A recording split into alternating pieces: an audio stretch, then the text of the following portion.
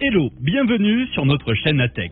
Aujourd'hui, nous allons vous parler d'un sujet passionnant sur les avions, ou plus précisément sur les vieux avions. Saviez-vous que l'élimination de ces vieux appareils est une entreprise florissante de plusieurs milliards de dollars, ou qu'elle a dernièrement engendré un marché parallèle de pièces contrefaites d'avions? Si tel n'est pas le cas, restez assis. Nous vous dirons tout dans cette nouvelle vidéo. Mais avant de nous plonger dans les détails, abonnez-vous à la chaîne pour rester à jour sur tous nos sujets. Allez, on commence. Comme tous les appareils, les avions ont une durée de vie limitée. Cela a été instauré afin de préserver la sécurité des passagers. Pour la plupart des avions de ligne, celle-ci est d'environ 25 à 35 ans. Mais ce qui fait généralement tomber ces gigantesques appareils va bien au-delà de l'usure normale. En fait, leur durée de vie est déterminée en fonction de ce que les scientifiques appellent cycle de pressurisation. Qu'est-ce que cela signifie ? Pour faire simple, c'est le système utilisé pour permettre aux passagers et à l'équipage de respirer normalement à haute altitude. En effet, une fois qu'un avion décolle, il doit pressuriser sa cabine. Cette pressurisation, par contre, exerce une grande pression sur le châssis de l'appareil. Et c'est ce qui entraîne la fatigue du métal. Au fil du temps, celle-ci peut provoquer des dégâts irréversibles. C'est ce qui s'est par exemple produit dans un Boeing 373 en 1988. Pendant le trajet, une fissure à la porte d'embarquement a été observée par l'un des passagers. Mais personne n'a été notifié de ce détail et l'embarcation s'est faite normalement. Après environ 20 minutes de vol, l'avion atteignit son altitude de croisière et à approximativement 7300 mètres de hauteur, une petite partie du plafond gauche s'est brisée. Une décompression explosive s'ensuivit. Elle a rompu une grande partie du toit. Elle emporta également toute la moitié supérieure de la carlingue. De ce fait, l'avion était dépourvu de sa coque, de la porte du cockpit à l'avant des ailes. L'accident a été si grave qu'il a causé le décès d'une hôtesse de l'air et a laissé 65 blessés. Selon le témoignage des passagers, l'hôtesse de l'air principale se tenait sur la ligne 5. Elle a subi les effets de la dépressurisation lorsqu'elle ramassait les gobelets. L'hôtesse fut tout de suite aspirée hors de l'avion.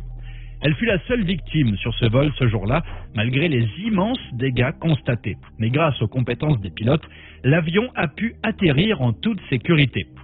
Il faut savoir que les avions court-courrier vieillissent plus rapidement que les jets long-courrier. Cela est en partie causé par le nombre de vols que ces avions effectuent. Les transporteurs court-courrier sont en effet plus sollicités, ce qui implique qu'ils devront être pressurisés et dépressurisés plus fréquemment. Cela accélère leur déclin. C'est différent pour les avions sans pressurisation. Ils ont une durée de vie plus longue, mais cela dépend de leur état après un certain temps. Et cela dépend également de la compagnie aérienne. Le DC-3, un avion de transport de la compagnie américaine Douglas Aircraft, a par exemple volé pendant plus de 60 ans.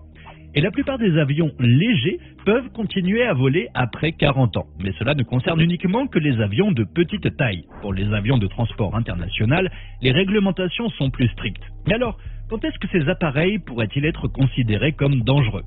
En fait, une évaluation approfondie de ces avions est effectuée à mi-chemin de leur durée de vie nominale. Les compagnies aériennes, grâce à cela, peuvent déterminer si leurs appareils sont toujours aptes à voler en toute sécurité ou non. Le plus souvent, les propriétaires de ces avions choisissent de les remplacer par de nouveaux modèles après cet examen. Ce qui est logique pour veiller à la sécurité des passagers, mais aussi parce que ces nouveaux appareils sont plus économes en carburant. Les avions remplacés sont vendus à d'autres compagnies. Le plus souvent, ils vont dans les pays sous-développés où les réglementations en termes d'aviation sont plus souples. Certains appareils, comme les Boeing 747, sont réaménagés en tant que transporteurs de fret. Les plus petits finissent souvent par être rachetés par des usines pétrolières, minières, etc. Certains appareils sont retravaillés et exposés dans des musées. D'autres sont achetés par des entreprises d'hôtellerie et transformés en un endroit de luxe pour les voyageurs. À titre d'exemple, l'Airplane Suite à l'aéroport de Tug, aux Pays-Bas, cet avion de ligne de 1960 a été complètement converti en hôtel luxuriant. Et ce n'est pas tout. Certains sont achetés par des particuliers pour être réaménagés en maison. Mais ces destinations ne concernent que quelques-uns de ces appareils. La plupart du temps, ils finissent par être détruits et décomposés en pièces détachées. À ce sujet, les autorités sont en constante bataille contre les contrefacteurs de pièces d'avion. On pense aujourd'hui que 2% des pièces de rechange sur le marché proviennent des vieux avions en fin de vie. Cette pratique louche constitue une grande menace pour la sécurité des passagers, d'autant plus que les compagnies aériennes préfèrent souvent remplacer les pièces défectueuses de ces appareils au lieu de tenter une réparation risquée. De nombreux organismes essaient aujourd'hui d'éradiquer ce trafic terrifiant du marché. C'est par exemple le cas de cette start-up parisienne appelée Safety Line. Pierre Junio est convaincu que le secteur aérien n'exploite pas tout le potentiel des technologies numériques. Et c'est cela qui a incité cet ancien pilote de ligne et membre du bureau d'enquête et d'analyse de la sécurité de l'aviation civile à mettre sur pied l'entreprise Safety Line. Depuis 2010, la start-up développe des solutions intelligentes pour optimiser l'utilisation des avions. Entre autres, sa stratégie est d'utiliser la certification blockchain pour assurer le suivi des pièces détachées des avions. Cela permettra de vérifier si les pièces vendues sont conformes aux normes de sécurité imposées. En attendant d'être décomposés, les vieux avions sont mis à l'écart sur des terrains isolés. On les connaît habituellement sous le nom de cimetières d'avions. Ce sont de vastes parkings en plein air pour ces appareils. La plupart se trouvent au milieu du désert où le climat est aride. Cela permettrait de les protéger de l'humidité et des rouilles. Le plus grand au monde est situé sur la base aérienne de Davis Mountain en Arizona. Là se reposent quelques 3100 avions militaires, des hélicoptères de combat et aussi de nombreux avions de transport colossaux.